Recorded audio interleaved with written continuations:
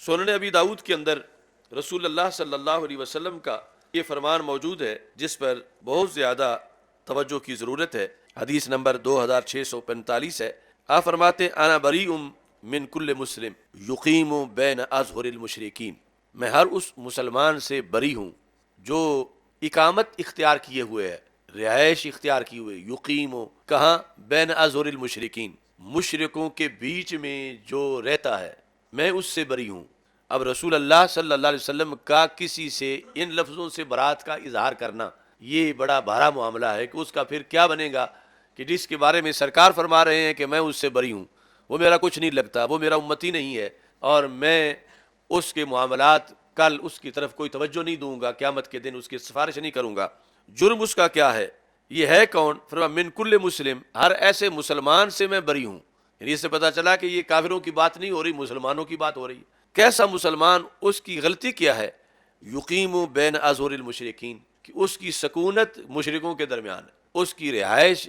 کافروں کے درمیان ہے۔ اب اس میں پتہ چلا کہ اسلام میں سکونت کے بھی بڑے نمبر ہیں، رہائش کے بھی بڑے نمبر ہیں۔ جہاں رہنا ہو خود صرف رہنے کے لحاظ سے، اب آگے نماز پڑھنا، روزہ رکھنا، وہ ساری عبادات تو بعد کی ہیں،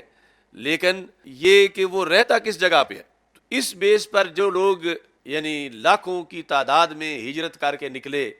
کہ جذبہ یہ تھا کہ ہم اسلام لے کے اسلام کی خاطر جا رہے ہیں، تو پیچھے ان کو تیار کرنے میں یہ صدیوں کی جد و جہد تھی، وہ ساری ان احادیث کی بنیاد پر تھی کہ اس کا یہ مطلب بنتا ہے واضح طور پر کہ مسلمان جو ہے وہ اپنے جدا دیس کے بغیر نہیں رہ سکتا، کیونکہ مشرکوں کے درمیان رہے گا، ان کے دیس کے اندر، جہاں مراد یہ ہے کہ وہ جو مرضی ہے وہ کر لیں اور مسلمان آگے کچھ نہ کر سکیں، بے بس ہوں،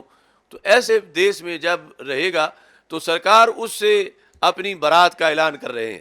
کہ میں اس سے بری ہوں، میرا اس سے کوئی تعلق نہیں ہے۔ تو جب وہ سب کچھ چھوڑ کے پھر ایسے دیس کی طرف نکلے گا کہ جو اسلام گڑھ ہے، اسلام کا قلعہ ہے، اسلام کا مرکز ہے، تو پھر اس نکلنے میں بھی یعنی اس نے بہت بڑا فریضہ سر انجام دیا ہے اور اس کو اس پر بڑے خصوصی نمبر ملیں گے۔ یہ وجہ ہے کہ ہم یہ کہتے ہیں کہ قیامت کے دن انشاءاللہ پاکستان میں رہنے کے بھی خصوصی نمبر ملیں گے کہ یہ لوگ ایسی جگہ مقیم ہیں کہ جو مشرکوں کا دیس نہیں بلکہ توحید پرستوں کا اور رسول پاک صلی اللہ علیہ وسلم کے غلاموں کا دیس ہے۔ اور یعنی اس کے پیچھے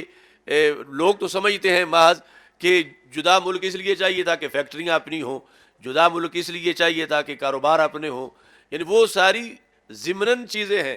یعنی جس طرح کاشتکار جب گندم کاشت کرتا ہے تو کبھی بھی اس نے بھوسے کے لیے کاشت نہیں کی کہ بھوسے کی بڑی ضرورت ہے، دانوں کی تو کوئی ضرورت نہیں ہے، اصل مقصد دانے ہوتے ہیں، تو لیکن جب دانے آتے ہیں تو بھوسا بھی ساتھ ہی آ جاتا ہے۔ یہ فیکٹریاں، یہ جو کچھ تھا، یہ تو سارا بھوسا تھا، یعنی اصل جو دانے تھے وہ یہ تھے کہ اس مقصد کے لیے ہمارے رسول صلی اللہ علیہ وسلم اگر ناراض ہو جائیں کہ یہ کیوں رہ رہے ہیں ایسی جگہ پہ کہ جو مشرکوں کے درمیان ہے، تو یہاں سے یہ نکلیں اور اپنا علیحدہ دیس بنائیں، تو اس عظیم مقصد کے لیے یہ لوگ نکلے۔ اور یہ اہمیت ہے پاکستان کی کہ ایسی نگری، ایسا دیس کہ جس کا تقاضا قرآن بھی کر رہا تھا اور جس کا تقاضا سنت میں بھی موجود ہے، اور یہ پھر خوشبختی ہے ان اکابرین کی جنہوں نے یہ تقاضا سمجھ کے قوم کو سمجھایا اور اس کے نتیجے میں اللہ نے یہ سلطنت ہمیں عطا فرمائی۔ یعنی یہ جو اہمیت ہے ملک اور دیس کی، جو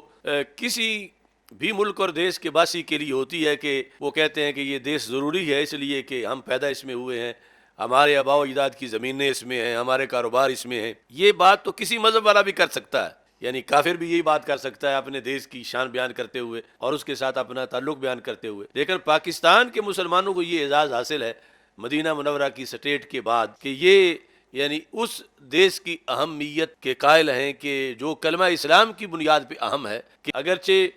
خامیاں آج بھی ہیں، اس لیے میں نے شروع میں کہا کہ ایک ہے موجودہ پاکستان اور ایک جو خواب دیکھا تھا، تو آج بھی اگر کہیں اقلیات کے لحاظ سے مسلمانوں کو زیر کیا گیا ہے اور مسلمان مظلوم ہیں، تو وہ اصل مقاصد کی خلاف ورزی ہے۔ حقیقت میں یعنی یہ دین کے لیے حاصل کیا گیا اور یہ پاکستان کا اعزاز ہے کہ اس کا نظریہ قرآن ہے، اور وہی نظریہ ہے کہ جو رسول اکرم صلی اللہ علیہ وسلم نے قریش مکہ کے سامنے اپنی سلطنت کا پیش فرمایا تھا۔ یہ حدیث شریف جو ہے، اس میں جب رسول اکرم صلی اللہ علیہ وسلم نے ارشاد فرمایا کہ میں اس مومن سے، اس مسلم سے بیزار ہوں، یقیم بین اظہر المشرکین، جو مشرکین ظاہر کہتے ہیں پشت کو، ان کی پیٹھوں کے درمیان، یعنی جہاں وہ رہتے ہیں وہیں یہ بھی رہتا ہے۔ قالوا یا رسول اللہ صلی اللہ علیہ وسلم لما،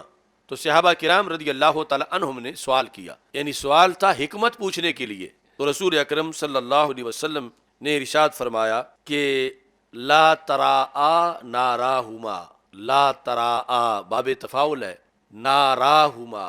ایک نار ہے، یعنی چولہا آگ جل رہی ہے جس پہ مومن کی ہانڈی پک رہی ہے، دوسرا چولہا ہے کافر کا، ہندو کا، سکھ کا، کرسچن کا، جس پہ اس کا کھانا پک رہا ہے۔ تو سرکار فرماتے ہیں میں یہ چاہتا ہوں میری امتی کی آگ اس کی آگ کو نہ دیکھے، اور اس کی آگ میرے امتی کی آگ کو نہ دیکھے۔ لا تراآ آپس میں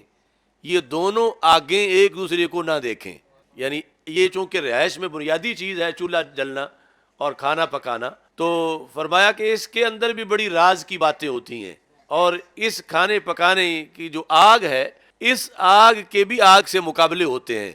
اور اس آگ کے لحاظ سے بھی تانے ہو سکتے ہیں، اور اس آگ کو بھی کسی پہ رشک آ سکتا ہے۔ تو فرمایا کہ کہیں نرم سی آگ ہو، کمزور سی مومن کی آگ اپنے گھر میں جیسا بھی گزارا کر رہا ہے، اور ساتھ ہی دوسرے گھر میں وہ زبردست آگ ہو بظاہر، تو مومن کی آگ کو کافر کی آگ پہ کہیں رشک نہ آ جائے کہ میں بھی اسی طرح کی تیز ہوتی جس طرح وہ جل رہی ہے، میرے پاس تو ایندھن نہیں، لکڑیاں نہیں، اس کی آگ کو اس کی آگ پہ رشک نہ آ جائے، یا اس کی آگ اس کی آگ سے مروب نہ ہو جائے کہ یہ تو بڑے طاقتور لوگ ہیں، ان کے اندر بڑے وسائل ہیں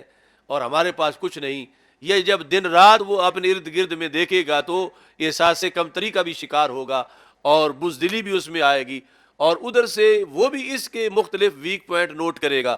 تو یہ لفظ یعنی جامع معنی جو کئی جلدوں کے مفہوم پر مشتمل ہیں، سرکار نے فرمایا اس لیے میں کہہ رہا ہوں کہ مسلمانوں کا ان سے رہن سہن، ہر وقت انسان کی طبیعت دیکھتی ہے اسے کیا مل رہا ہے، اس کے گھر کیا پک رہا ہے، وہ کیسے رہ رہے ہیں، اور ہمارے پاس جو ہے وہ سہولتیں کیا ہیں، تو بندے کا نفس اس کو غلط مشورہ دے سکتا ہے۔ تو اس بنیاد پہ نقصان ہوتا ہے اگر اس بستی میں ہوں ہی سارے اللہ والے اور ہوں ہی سارے رسول اللہ صلی اللہ علیہ وسلم کے غلام، تو پھر اس کو کفر کے لحاظ سے تو کوئی ہیبت محسوس نہیں ہوگی، اور نہ کوئی رشک آئے گا کہ ان کے پاس تو بہت کچھ ہے۔ یعنی یہ اس دنیا کی ماحول کی بات کی جا رہی ہے کہ جہاں سرکار فرماتے ہیں کہ مسلم امہ کی طرف خبر کوئی نہ پہنچائے، پہلے خبر جو ہے وہ سب سے بڑے علماء تک پہنچے، اور پھر وہ فیصلہ کریں کہ کیا مسلمانوں کو یہ خبر ملنی چاہیے یا نہیں ملنی چاہیے۔ یعنی آج تو مسلمان ان کے گھروں تک ہزاروں چینل غیروں کے چل رہے ہیں، اور خبر ہر لحاظ سے پہنچ رہی ہے، اور ہر لحاظ سے ان کو اب متاثر کیا جا رہا ہے۔ لیکن جو رسول پاک صلی اللہ علیہ وسلم نے ہدایات دیں جس کے مطابق جو ہے وہ چلتے تو آج کوئی پریشانی نہ ہوتی اور اس پر عروج ملتا، اس میں یہ تھا کہ آگ کو بھی نہ دیکھے، کہ آگ کو دیکھنے کے لحاظ سے بھی فتنہ پیدا ہو سکتا ہے، تو مومن کی آگ علیحدہ رہے، کافر کی آگ علیحدہ رہے، یہ ایک دوسرے کے پڑوس میں نہ ہوں۔ تو پڑوس میں تب نہیں ہوں گی جب یہ وہاں رہ کے اپنا سکہ نہیں جما سکتا تو پھر نکل آئے۔ تو یہ دور آخرین کے اندر یہ ان مہاجرین کا اعزاز ہے جو لاکھوں کی تعداد میں صرف اسلام کی خاطر نکلے اس طرف سے اور اس طرف آئے، کہ انہیں ایسی احادیث کی روح تھی جو اکابر نے سکھائی اور صدیوں پڑھائی اور ممبر و محراب پہ اس کو بیان کیا، اور اس کے نتیجے میں یہ ایک سلطنت مار سے وجود میں آئی۔